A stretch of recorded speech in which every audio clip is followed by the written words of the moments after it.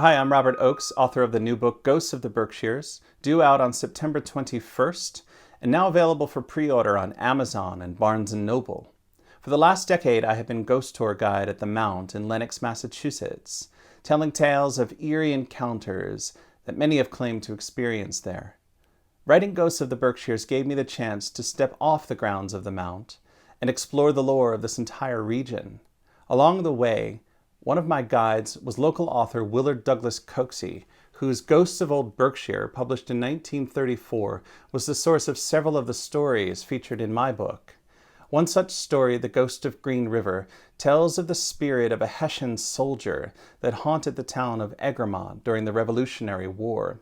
According to the tale, many residents spotted the phantom floating along the Green River and among the tombstones in the town cemetery, prompting local townsmen to gather one night in the village store before setting out in search of the Hessian's ghost.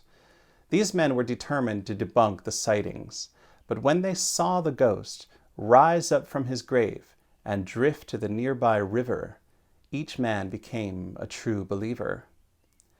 One of the great benefits of writing about stories set so close to home is the ability to go and conduct your own investigation.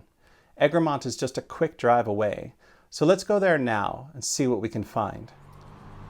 The story of the undead Hessian of Egremont was one of the first ones that I began to work on for the book. And early on in the research process, I thought it might be fun if I could try to figure out where in Egremont this might have taken place, or at least what part of town might have inspired the tale. And so I went looking for a cemetery that fit the description as given by Cokesy in his story, one that would have been near enough to the Green River, one that might have had a village store nearby where the old men might have gathered to drink their hard cider, to work up the courage before heading out that night to look for the spirit of the Hessian. And I looked around town and I didn't really find one that fit the description until I stood outside the old Egremont country store. And I looked across the road, and there through the trees, sure enough, I caught the sight of some old tombstones. And then looking on a map, I realized that that cemetery, Riverside Cemetery, sits right beside the Green River. And I thought, this is the perfect location. I mean, this would have been the place, could have been the place, where these old men would have gathered and then ventured out to try to confront the spirit of the undead Hessian. Riverside Cemetery, here on Route 71 in Egremont, is the site of some of the oldest tombstones in town, some dating back to the 1700s. It's also the location of the grave of Willard Douglas Cokesy, author of Ghosts of Old Berkshire, who lived and died right here in Egremont. Let's go in and have a look.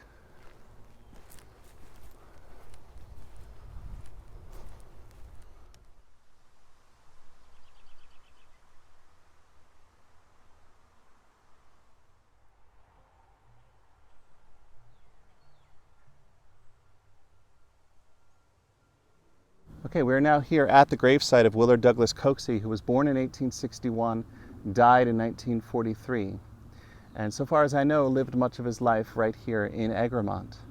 It's really special for me to be here at Cokesy's grave.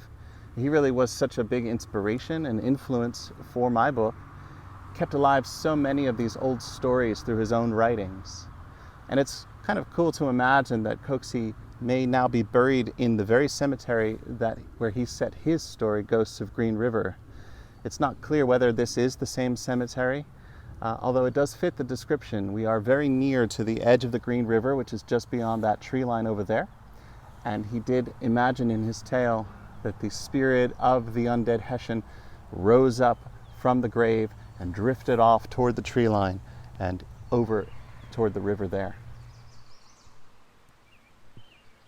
I love this image of an apparition floating over the river, like some elemental spirit of the water. On a misty moonlit night, it must be easy to see, or think you see, such a spirit floating there. What's unclear about Cokesy's book is how much of it was his own invention and how much came from stories passed along through an oral tradition. Did any of these tales come from real people who experienced actual encounters with mysterious entities, or was it all pure fiction? It's hard to say. Ghost stories, after all, often involve what one Berkshire Eagle reporter called in 1934 a strange mingling of fact and fancy.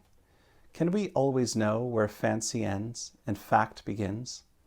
Maybe not. Maybe like those townsmen in Egremont, the best way to find out is to explore an old cemetery on a blustery night in search of a Berkshire ghost.